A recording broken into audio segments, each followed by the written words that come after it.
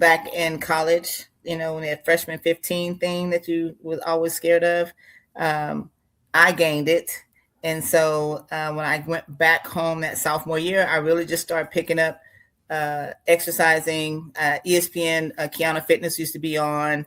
What else is that? I had like a set of dumbbells, and I would just watch those shows and do my workouts on TV, make something up, go walking around the neighborhood and try to get that weight off, cut back on some foods. And I want to say, so this is like 1994, maybe. I think I saw Linda Murray on a magazine or on TV or something like that. I'm not sure. And she was what sparked my interest in being like, I want to have muscles. I want to look like that. Black woman with muscles. That was just pretty hot. So I want to kind of look like that. So that's really what kind of sparked me into really getting into the fitness and aspect and bodybuilding. I was an athlete already, but really get into weight training and body sculpting and things of that nature, personal training. That's how that got started, and did that all throughout college. When I moved, I did beauty pageants in college. So my little routine was fitness. I didn't have no other talent. So I would do fitness routines for my beauty pageants. I actually was the reigning Miss Black Texas. No, I'm sorry, Miss Black Oklahoma. And then I did the Miss Black USA pageant, did that in college. And then when I moved to Texas, after I graduated, I had my son, moved to Texas. I was trying to find something to get into. And they were like, "Oh, you're too big to model. Tried out for the Dallas Cowboy cheerleader. That wasn't a thing for me." And so someone told me about bodybuilding. And so I kind of started doing that. And I did that from, I want to say like 2004 to about 2010. And I was just doing it for fun. I didn't really understand it that much. So once I tore my ACL 3 times and I had to, start life and couldn't really do it no more. Then I just decided to lay off of it for a while, and I picked it back up in 2018. And that's when I really kind of took it seriously, back in 2018. So I was really focused and had gained a bunch of weight. And I'm like, okay, let's have a goal other than just to lose the weight. Let's have a goal. And once I kind of saw my potential, that's when I'm like, yeah, let's go ahead and shoot for this pro card. That's the big thing there. So, yep. It's been a pretty much a lifestyle, honestly, for me. So. Mm-hmm. Yeah, I understand. Growing up, I used to watch some of the shows, but I wasn't working out. I was watching because so, so, especially a young man when you're at that age, you just not much on television. And one of my crimes, ma'am, I hate to admit this, my crime is I am a muscle Paris smell. Y'all ladies excite me. And I remember Linda Murray. I wasn't a big Linda Murray fan. I was a bigger fan of Vicky Gates or Crevel, especially back in those times. Those women were very amazing. Mm-hmm. I actually remember I got to see Linda was a couple years ago when I went to my first bodybuilding show with Savannah. This woman's in her 60s, still looks good. I mean, she looks good. I mean, she's phenomenal. So and you said you had your son, and that was how you were pretty. You feel like you must have been a teenager when we had you, boy. Nah. My son's 27. He'll about to be 28. I just turned 50. I'll be 51 in February. Well, ma'am, I would just turn 51 back in November. I'll be 52 this year. This is somebody in my age range. But you know what? She's a pretty woman her age. I mean, wow. I'm just so excited. I just want to be cool. I just want to be cool. Yeah. And the thing is that a lot of women have different stories why they got into this sport. Be it just going overweight, come from an athletic background. Some ladies have told me because dealing with abuse or just things in life. Bodybuilding, even though it's a very extreme sport, it's a sport that really drives people's passions. Yeah.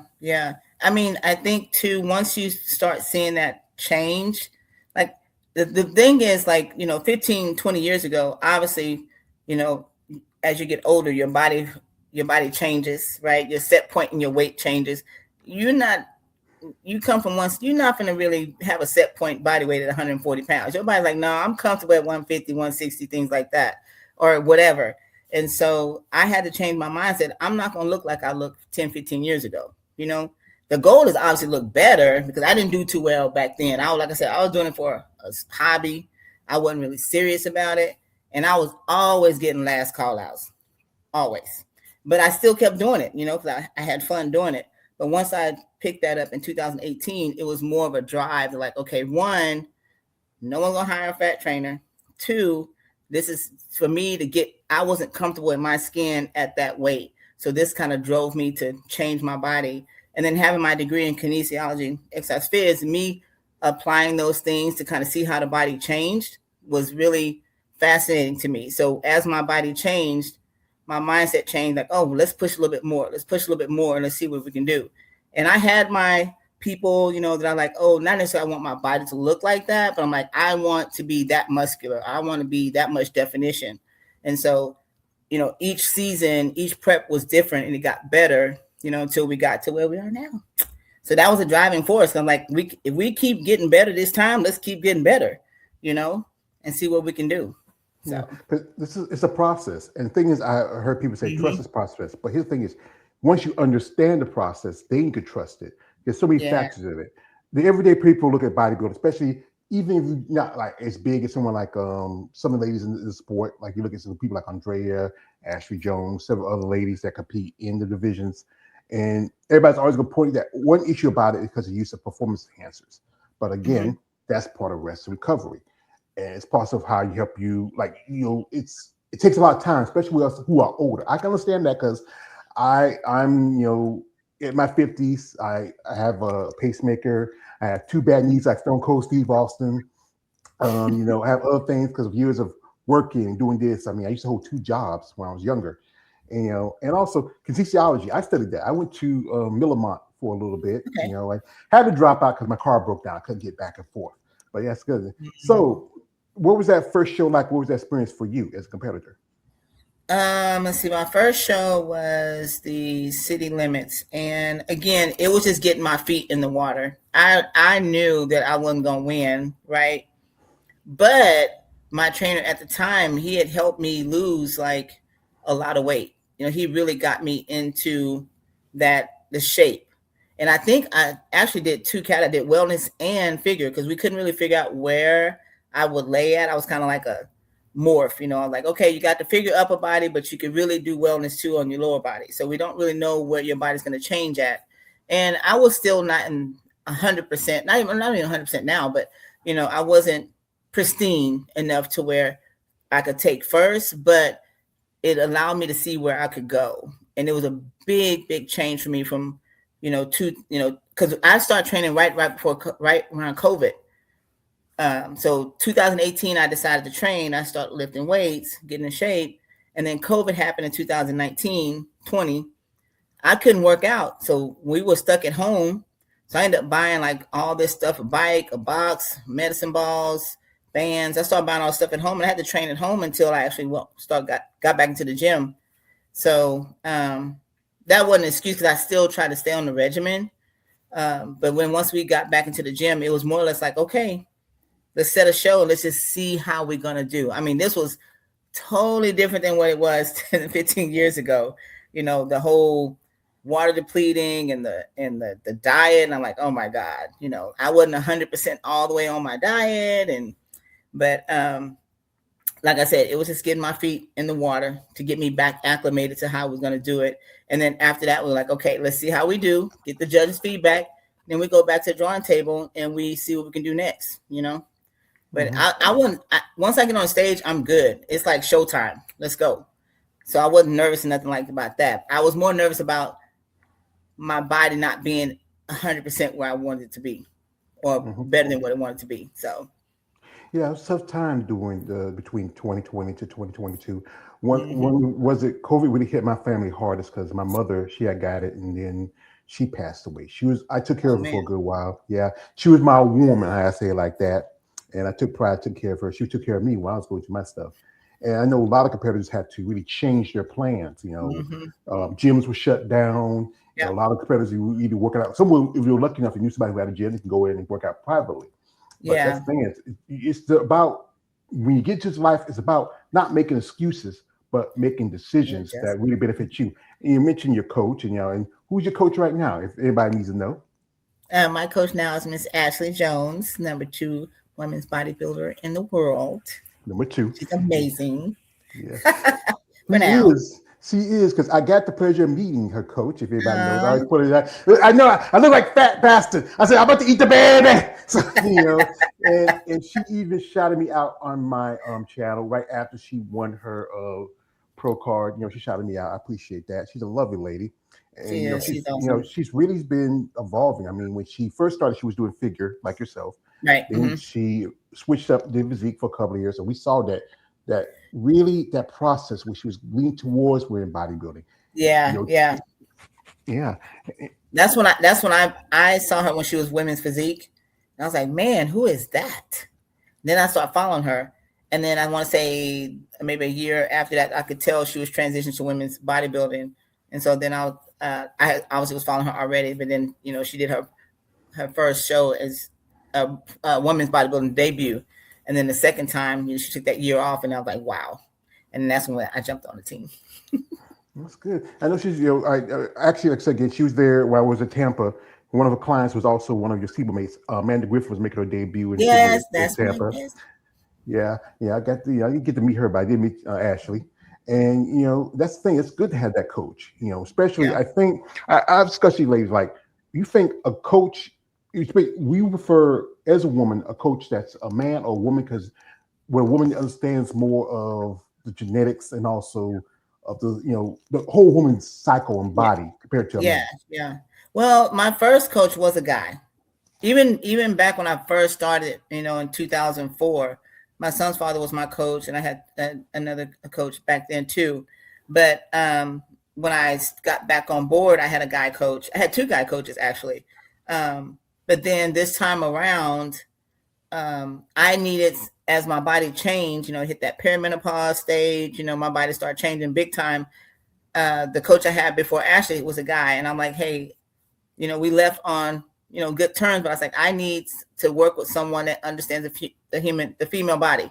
I'm going through these changes, and I need a woman to kind of understand what I got going on, get my blood work. And I was working with my gynecologist doctor, and then working with Ashley to kind of help us, get these levels and these hormones balanced out, because my body was like all crazy, when it came to the hormones. And like menopause, perimenopause was like running rampant. And I'm like, okay, we got to get this under control. So he understood that, because he knew that, hey, you do need someone to help you take the next level.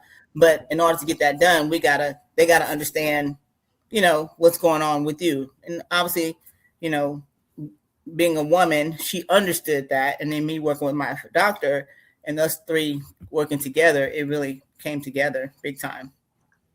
Yeah. That's good. Yeah, that's good because I think men and women we're the same species, but we're different breed of species. Because Mm-hmm. men, this is how the great Conan the Barbarian in our life is purpose of life is to defeat your enemies, see them doing for you, and hear the lamentation of the women.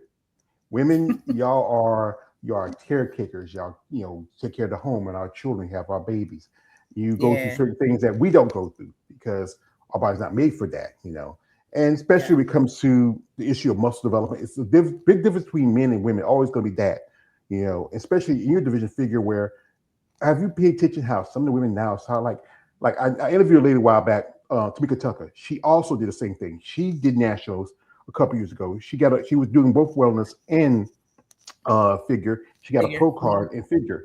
And Right. you see as a division now has evolved over time. Like, Man, you know, yes. It didn't look nothing like it did 15 years. We wore two suits back then.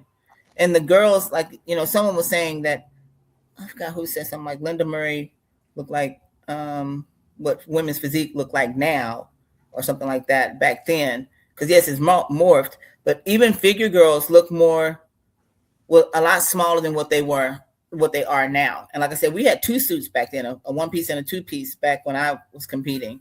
But now just the size and compared to being on an amateur level, they don't want you to look like you're a pro, but they want you to look like a pro, but they don't want you to look like a pro. So you can't really be too big, kind of teeter in the middle. So that way you can kind of grow into the sport. That's what I learned. And then now I'm like, okay, I feel like, I might can hold my own a little bit, as a newbie into the IFBB world. But compared to some of these girls, I'm like, I need to grow a little bit.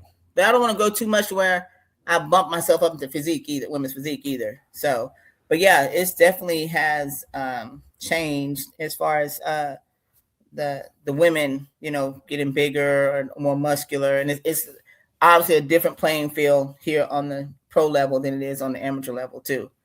So Yeah, yeah. You look at, I think a lot of competitors, especially when you talk about, especially with women, gets their person they use the blueprint for them in the bodybuilding was like someone like Dalen Bailey. You mentioned Linda Murray. Look at Iris Kyle. Now you look at hmm the current champ, and I'm a big fan of hers because she's the one who kind of changed bodybuilding, especially for women. And that is, I can't help talk about her. That's Andrea Shaw. hmm I'm just a fan of hers. She's just amazing because she brought a it is new amazing. level. I think she really right now women's bodybuilding is under siege again. There's some stuff going on there. I have fewer shows. Shout out Yeah. to Anastasia Ryder. She's doing a GoFundMe, try to get some shows added on to the schedule. But this is hmm something what really I often say like this. Something that really what amazed me about the champ was a while back. My friend Eunice, she runs a company on Bad Rep. She's out of Texas also, and she was there because one of her she had a lady was sponsoring. This is the issue of muscle development, and Eunice said to me just a little bit after my 50th birthday, and what makes it so special about this, and like especially with people like your coach and people like the champ when they tell me they thank me for what I'm doing and they That's appreciate my awesome. work. I got like I said, this is my reward. This is like as my other guy would say, if you get something, never do for free, and that's my payment. So, folks, well, we got here comments here. A couple of people in the chat right now. We have my man DJ. He's right here.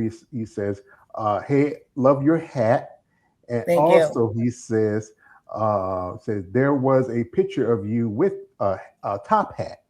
So I think Top hat? maybe you think about somebody else. What kind of top hat? Yeah. Uh, Like like a this top hat. one? Like no, not like a top hat. You like hello my baby, hello my honey, hello my son, like Uh, that. there might have been. It might have been a like a what they call a bolero. Like a brim hat. I think Fedora, something like Bador or that. something like that. I think I had a picture of that with me on one of my pages or something like that. Yeah. I think he said it like this. I think he said, it was you in purple. I think it's that hat I got in my In IG the post. video. Yeah. Yeah, yeah, Yeah. yeah. Well, folks, if you want to do this, we're going to jump to her social media for a bit. If you want to follow her link's in the description. You want to check her out, you want to reach out. But guys, and it's no offense to you, uh, Shakelle, I tell you guys out there, this is a nice lady. She's a lovely lady. She's a mature lady of muscle, and it's nice to have these ladies on here because they're a lot more comfortable to talk. But guys, don't be that weird guy. No weird stuff. No Stop it. way. She got a grown son. I don't want to be hearing some boys saying, I gotta fight for my mama's love. We boys, I love my mama. She was my woman. My Because I son's was same like, way. yeah. See, like I grew with there was like six of us. I had three older sisters. There was me and my older brother, my younger brother, and I was a middle son. So as a middle kid, we had to fight for our love. So that's hmm out here sometimes. So folks who can jump to social media, you know my stories and how I say follow her and reach out with interest. So here she is, and this is where you were at nationals. And what was that feeling like when they told you now you're IB Pro? Man, I I I wanted to cry, but I didn't want to mess up my makeup. But I wasn't sure, but I was so grateful. So grateful. Yeah. Yeah, here she is between the top three ladies in the Olympia. That's Jessica Reyes Padilla, the new And Miss Olympia fitness figure champion, Rhea Gale. yeah, and that was He, the battle, I yeah, it was the battle, and this was recent. think. And because you did this, because I know for the battle said that if you win the overall, they pay for your way for the nationals. Nationals. Yeah, yeah. Yeah, here There's she is me with and Ashley, my yeah. teammate. Yeah, who's her? I mean, who is That's her? Chantel. My teammate. We both did the battle that day. Yeah, I had to go up Chantel. against my teammate. The crazy part is we did a show 4 weeks prior to that.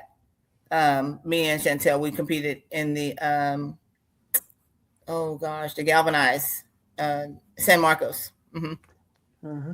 Yeah, and it's good. Y'all have good friendly rivalry. You're both teammates, and you're under the Yeah. same coach.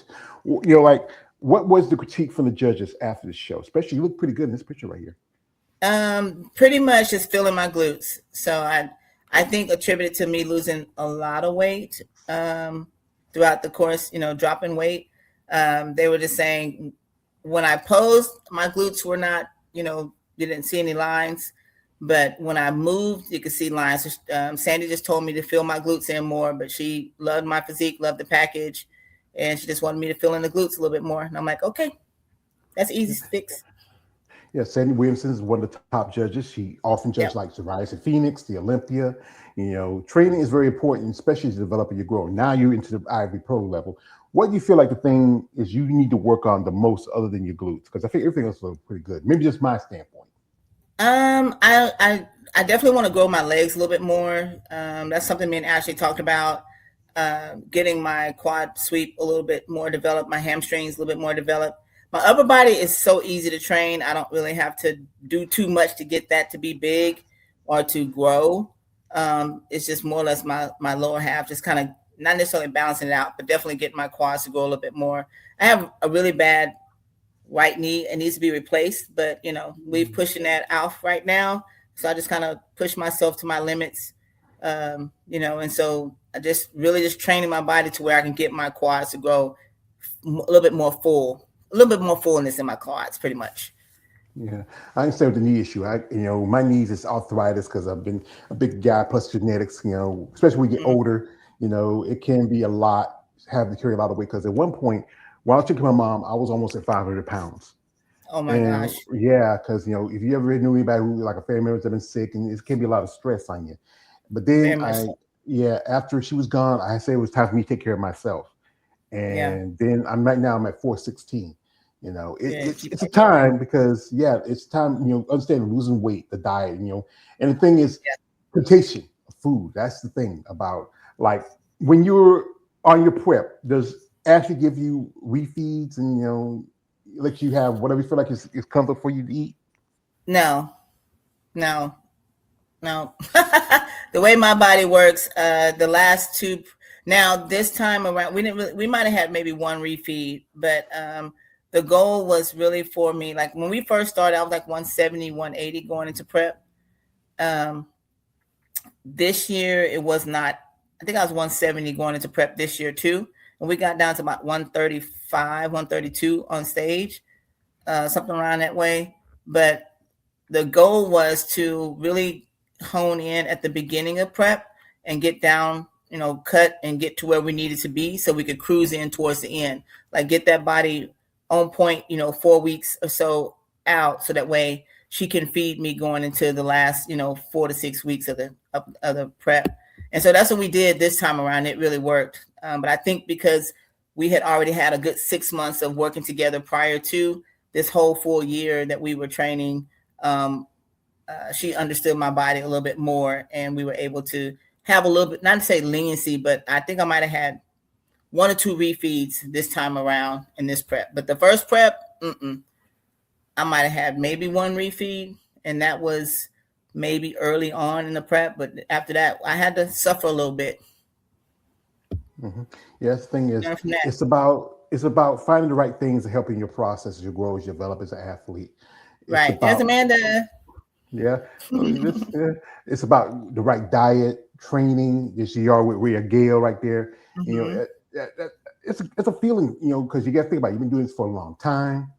You're Right. a woman of a much mature age, and you're competing with women who may be 20 years, 15 years younger than you, and still My maintain gosh. your Yeah. own. Here she is right here. Open overall champion to our women, competitor 213. Let's go, baby! Let's go! Let's go! We hear your coach in the background. That is my coach in the background. Yes, sir. She's proud. Yes, She's sir. proud of just, she's doing pretty good work. There's a lot of ladies It she's is working amazing with, work. Yes. and also trying to be both a top two Olympian at the same Yeah. time. I mean, you got to give respect. Like I said, I think she's a lovely lady, and Hmm. and it's good to find. Here's this. Is this your boyfriend? So That's what people be asking me when we out in public sometimes. yeah, Yep. I know he's proud of his mama. He is Because like very proud. again, Yes. as a son, we love our mothers. You are our first. You're the first woman in our lives. Here's a nice video here. She's like, she got a boxing glove on. Hey, can I have a shot at the title, champ? That's my little boxing preview here. Yeah, I don't know. I'd be DQ for excessive holding. Again, man, I have to maintain. Separate. Yeah, I said no. I'll be digging my head in your chest. So again, I gotta admit you, man.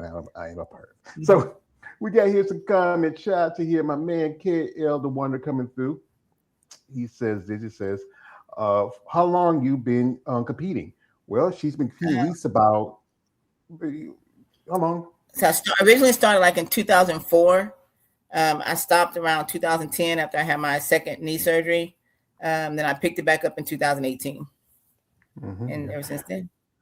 He says, "Kami says, good evening." So yeah, good evening to you, brother. He said like this. You know, when I get I like this. I like the episode of. I always like to talk about this episode where a Shakelle show with the True Hollywood Stories with Charlie Murphy when they go out and they meet Prince.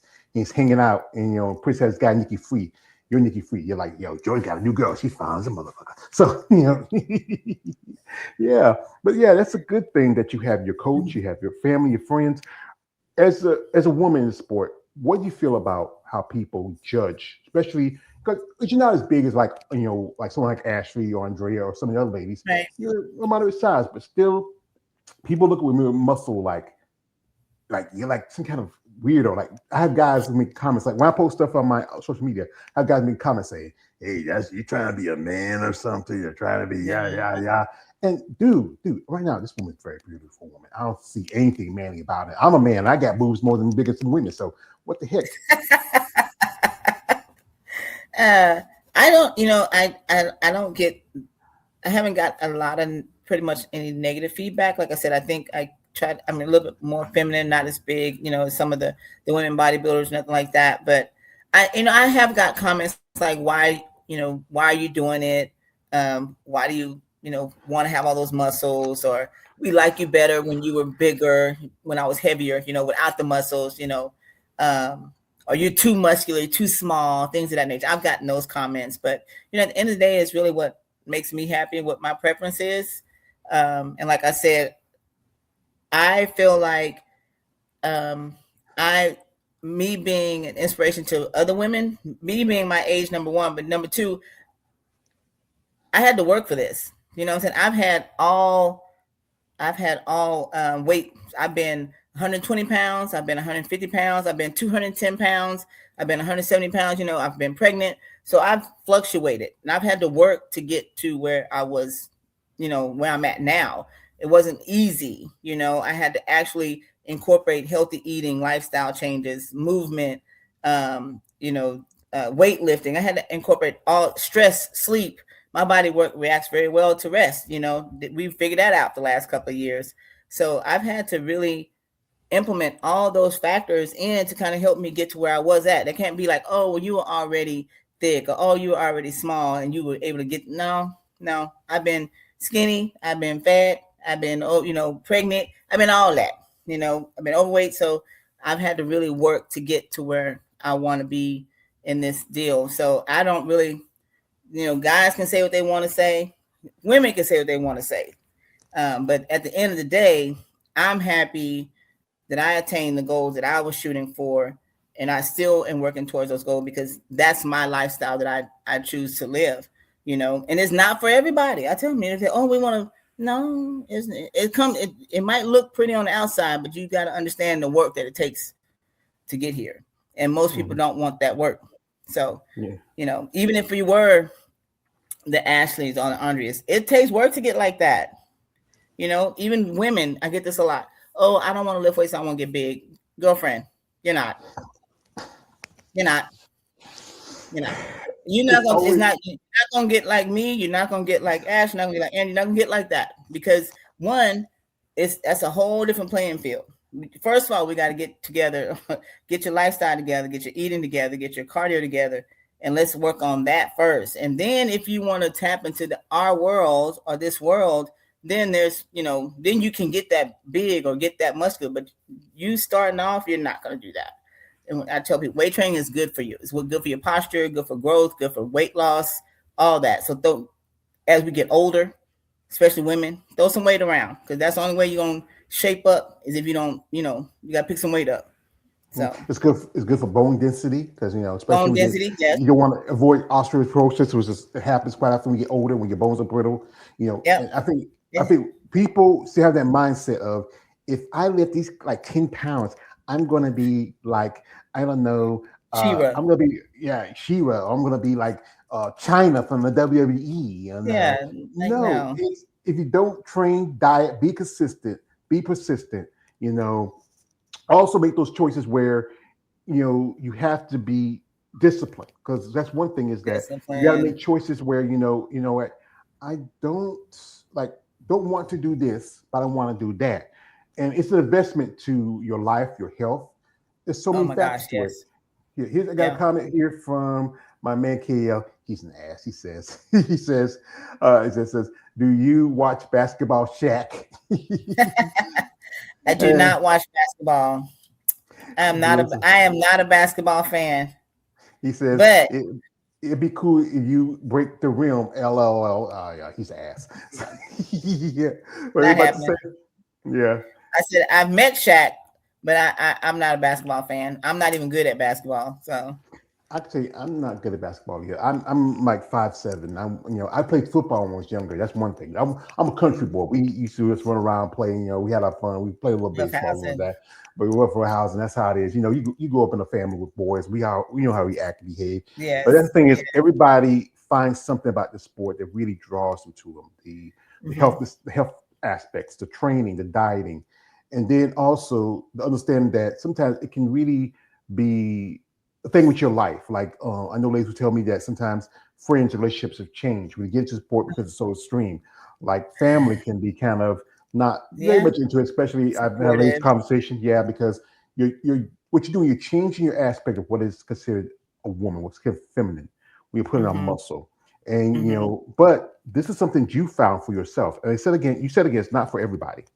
Right. And that's one thing I had to really, like, even this last year and this year, I had, I got sick this year, but last year I didn't go home for Thanksgiving because the show was a week away, so I had to isolate myself, and not because I didn't want that temptation, but then at that time I really had to, it was a week before the show.